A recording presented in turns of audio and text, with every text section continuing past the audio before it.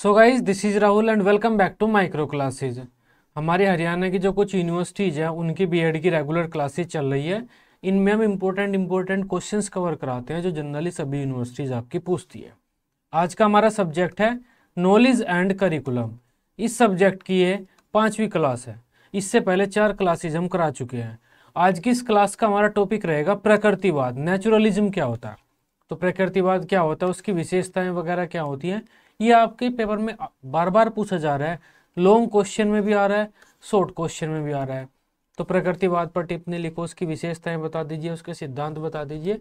इस तरह के क्वेश्चन आपके पेपर में बार बार पूछे जा रहे हैं। बाकी जो बच्चे नोट्स वगैरह की क्वेरी कर रहे हैं, ये नंबर दिया हुआ है 9528219270। इस नंबर पर कॉन्टैक्ट करके आप पेड नोट्स ले सकते हैं। जो भी आपकी यूनिवर्सिटी के रहते हैं, ईजी लैंग्वेज में आपको पेड नोट्स प्रोवाइड करा दिए जाएंगे। तब आज का हमारा टॉपिक है प्रकृतिवाद, जिसे हम नेचुरलिज्म बोलते हैं। देखो अभी हम क्या पढ़ रहे हैं, वाद पढ़ रहे हैं। आदर्शवाद हमने पढ़ लिया है, आइडियलिज्म हमने पढ़ लिया है, आदर्शवाद, उसके साथ ही हमने यथार्थवाद भी पढ़ लिया। नेचुरलिज्म अब हम पढ़ेंगे। तो वाद क्या होता है? वाद होता है हमारी विचारधाराएं। हर समाज की अपनी एक अलग विचारधारा होती है। उस विचारधारा को हम कोई नाम दे देते हैं, उसे वाद कह देते हैं। जैसे कोई समाज भगवान को मानता है तो हमने आदर्शवाद कह दिया कि आपकी इस विचारधारा का नाम आदर्शवाद है। तो कोई ऐसा समाज है जो भगवान को नहीं मानता, बिल्कुल जो हमारा भौतिक संसार है उसे ही सही मानता है, उसे हमने यथार्थवाद कह दिया। इसके अलावा एक और विचारधारा है प्रकृतिवाद, नेचुरलिज्म। इस विचारधारा में क्या होता है, हम प्रकृति को मेन मानते हैं। जो हमारा ये नेचर दिख रहा है ना, आसपास का जो पर्यावरण है, हमारा नेचर है, जो हमें भगवान ने दिया है, मानव को जो भी पर्यावरण भगवान ने दिया है उसे मेन मानते हैं। हम प्रकृतिवादी जो होते हैं या प्रकृतिवादी जो विचारधारा होती है उसमें इस पर्यावरण को ही मेन मानते हैं। हम ये कहते हैं अंतिम सत्ता पर्यावरण की ही है, भगवान वगैरह ने इस पर्यावरण को नहीं बनाया, ये बस पदार्थों तत्वों से मिलकर पर्यावरण बन गया है और ये पर्यावरण ही मेन है। ये पर्यावरण ही अपने अंदर जीव जंतु इन्हें सबको पैदा करता है, इन्हें शिक्षित करता है और अंत में उनकी मृत्यु भी हो जाती है। तो हम सब नेचर में, प्रकृति में ही पैदा होते हैं और उस प्रकृति में ही फलते फूलते हैं, उस प्राकृतिक माहौल में ही ज्ञान प्राप्त करते हैं और अंत में जाकर हमारी मृत्यु इस प्रकृति में हो जाती है और प्रकृति में ही हम विलीन हो जाते हैं। तो जो अंतिम सत्ता है वो हमारी प्रकृति की है। ये जो नेचर दिख रहा है ये नेचर मेन है। हमें इस नेचर को संरक्षण करना है, इसको कंजर्वेशन करना है, इसका नेचर का हमें, और इसी में रहकर प्राकृतिक रूप से हमें ज्ञान प्राप्त करना है और प्राकृतिक रूप से ही सीखना है। प्रकृतिवादियों का जो मेन कथन है वो ये है कि प्रकृति की ओर लौटो।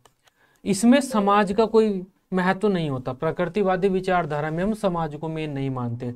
आदर्शवाद में हम मानते हैं, यथार्थवाद में तो ज्यादातर समाज को मानते ही हम, क्योंकि बालक सामाजिक माहौल में बड़ा होता है और उसी में वो अंतःक्रियाएं करता है। प्रकृतिवाद में हम समाज को नहीं मानते। प्रकृतिवादी देखो क्या मानते हैं, प्रकृतिवादी ये कहते हैं कि प्रकृति अपने आप में महान है, अपने आप में पूर्ण है, अंतिम सत्ता प्रकृति की है, प्रकृति से बड़ी सत्ता या कोई भी इसके सिमिलर कोई दूसरी सत्ता नहीं है। अगर कोई जानवर पैदा हो रहा है, मान लो बंदर का बच्चा पैदा हो रहा है, वो इस प्रकृति में पैदा होगा, नॉर्मल पैदा होता है, तो इस प्रकृति से ही वो चीजें सीखेगा। उसे पेड़ पर चढ़ना होगा तो पेड़ पर चढ़ेगा, वो कोई उसे रोकेगा नहीं। पानी में जाना होगा तो पानी में जाएगा, कोई उसे रोकेगा नहीं।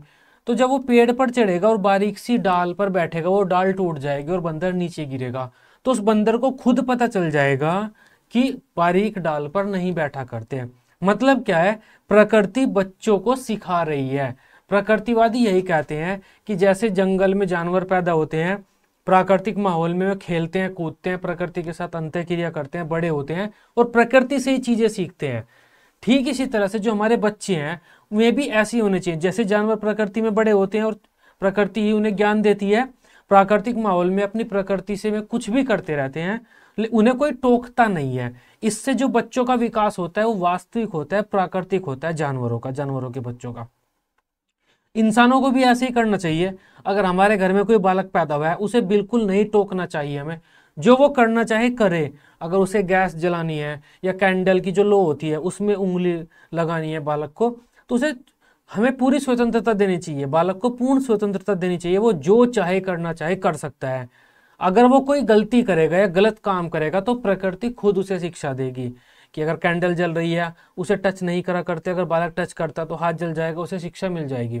माता पिता को या समाज को बालक की विकास पर नियंत्रण नहीं रखना चाहिए, बालक के विकास के साथ छेड़छाड़ नहीं करनी चाहिए।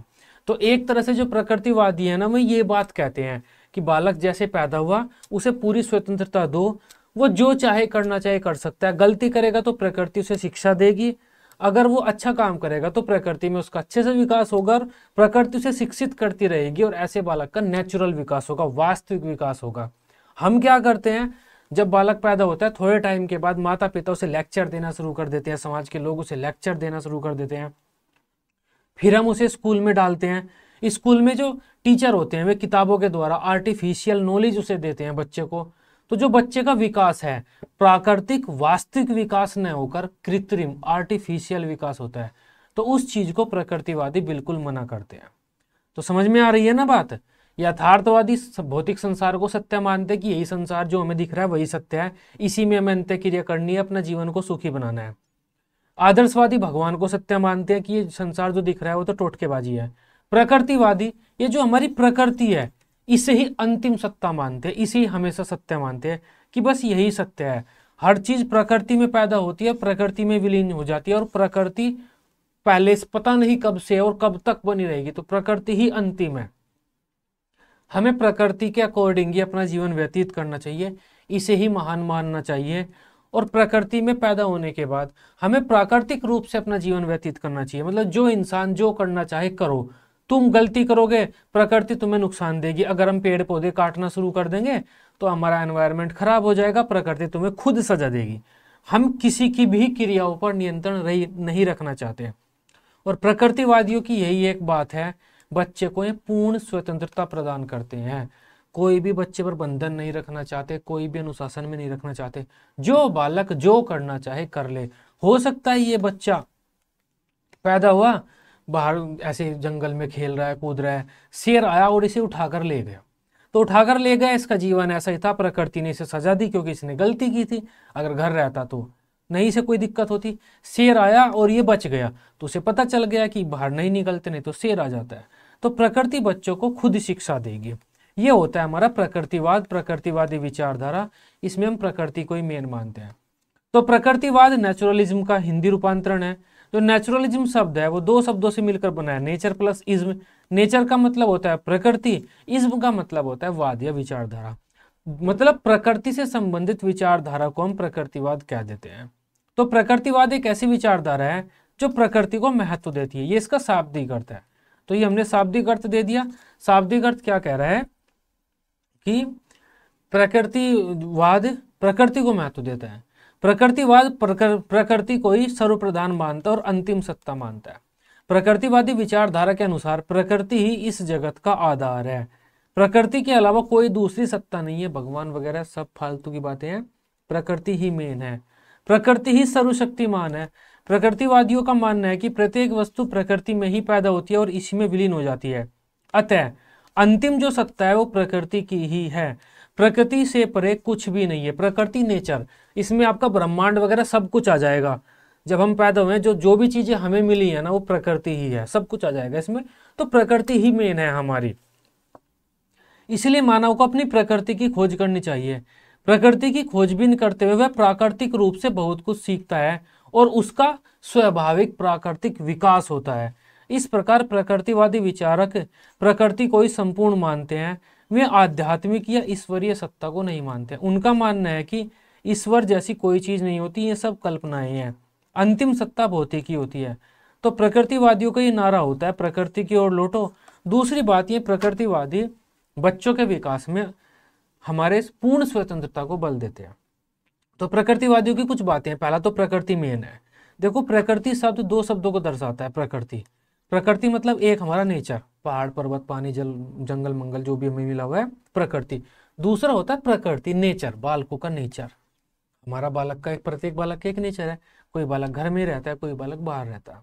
तो ये जो प्रकृति शब्द है वो इन दोनों को दर्शाता है। मतलब ये जो हमारा नेचर है ना, इस नेचर में एक बच्चा अपने नेचर के अकॉर्डिंग, जैसा उसका नेचर, उस नेचर के अकॉर्डिंग बच्चा इस नेचर में खोजबीन करता है, हमें उसे पूरी खोजबीन की स्वतंत्रता देनी चाहिए। जब वो खोजबीन करेगा तो उसका नेचुरल विकास होगा, रियल वास्तविक विकास होगा। कोई गलती करेगा तो उसे सजा मिलेगी। मान लो अगर बच्चे को ये जो बालक है हमारा भोला बालक, इसे जुकाम हो गया है और सर्दियों का टाइम है, सर्दियों में लू थोड़ी चलती है, गधा हूं। तो सर्दियों का टाइम है और शीतलहर चल रही है, ठंडी हवा चल रही है और इस बच्चे को जुकाम हो रखा है और ये बच्चा अपने कमरे में खिड़की खोल के बैठा हुआ है। तो प्रकृतिवादी कहते हैं कि माता पिता का काम है कुछ न कहना। अगर माता पिता खिड़की बंद कर देंगे तो उस बच्चे का वास्तविक विकास अवरुद्ध हो जाएगा। जब उस बच्चे की तबीयत और ज्यादा खराब होगी, उसे और ज्यादा ठंड लगेगी, वो अपने आप खिड़की बंद करेगा और उसे पता चल जाएगा खिड़की नहीं खोला करते सर्दियों में, नहीं तो और ज्यादा ठंड लग जाती है। ये कहते हैं प्रकृतिवादी। पूर्ण स्वतंत्रता देते हैं बच्चे को, किसी भी तरह की स्वतंत्रता या किसी भी तरह के बंधन में ये बच्चों को नहीं बांधना चाहते हैं। जो मुख्य प्रकृतिवादी हैं वे रूसो हैं। रूसो का नाम आप आगे पढ़ लेंगे, किस्मत में हुआ तो आपकी। तो प्रकृतिवादियों के अनुसार सभी जीव प्रकृति में पैदा होते हैं और प्राकृतिक रूप से अपना जीवन व्यतीत करते हैं।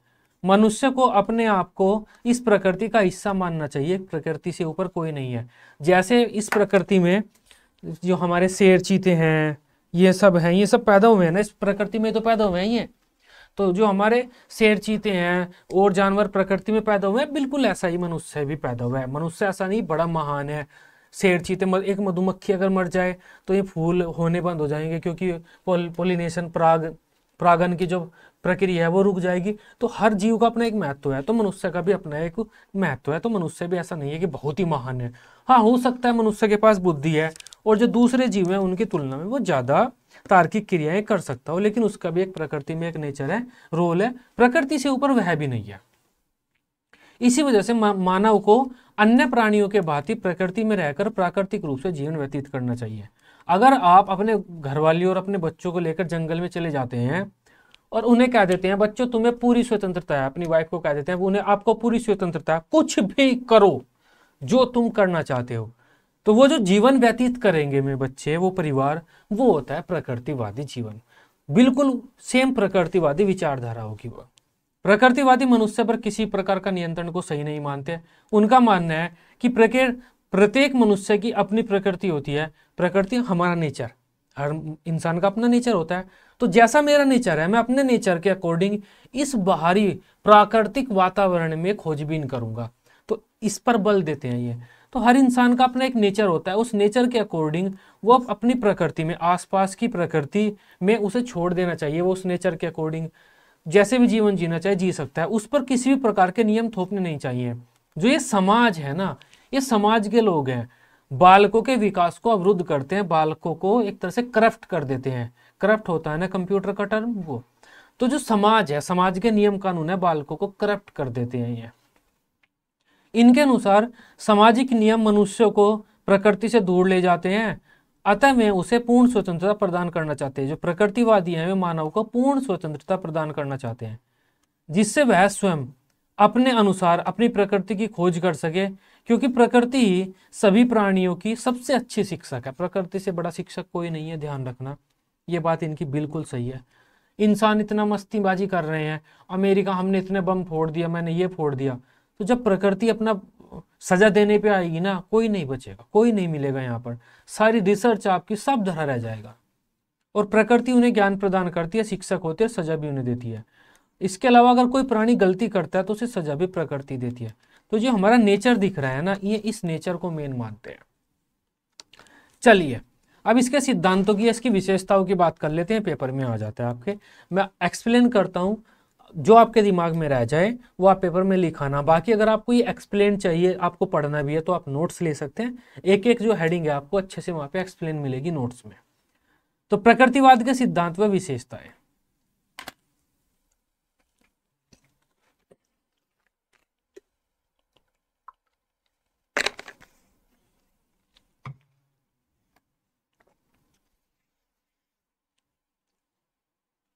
सबसे पहला है ब्रह्मांड एक प्राकृतिक रचना है। तो ये जो पूरा संसार है ना, ये प्रकृति ने ही बनाया, ये अपने आप में प्रकृति का हिस्सा है। तो प्राकृतिक रचना है, इंसान ने नहीं बनाया, वो भगवान ने नहीं बनाया, वो नेचर, जैसे नेचर बना है ना तो वो अपने आप ही बन गया है, एक तरह से प्राकृतिक रचना है, प्रकृति ने उसकी रचना की है, मेन प्रकृति है और वो प्रकृति का हिस्सा है एक। नेक्स्ट है भौतिक संसारी सत्य है, जो ये चीजें हमें दिखाई दे रही है ना, जो ये नेचर दिखाई दे रहा है हमारा, ये आसपास घास फूस नदी पहाड़ पर्वत जो भी चीज दिखाई दे रहा है, यही अंतिम सत्ता है, अंतिम सत्य है, इससे परे कुछ नहीं है। इसने कहा संसार एक महान यंत्र है। अब देखो जैसे कोई एक मशीन होती है ना, शरीर, हमारा शरीर भी तो एक मशीन है, उस मशीन में अलग अलग हिस्से होते हैं, वे अलग अलग हिस्से अपना काम करते हैं और वो मशीन सुचारू रूप से चलती रहती है। ठीक इसी तरह से जो संसार है वो भी एक मशीन है, उस मशीन के अलग अलग हिस्से हैं, पानी है, नदी है, पहाड़ है, जानवर है, हम हैं, सब अलग अलग हिस्से हैं, हम अपना अपना काम कर रहे हैं और एक संसार रूपी महान यंत्र आगे बढ़ रहा है।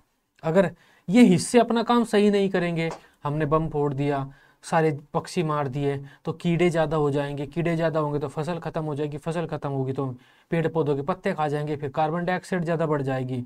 हर चीज़ आपस में जुड़ी हुई है।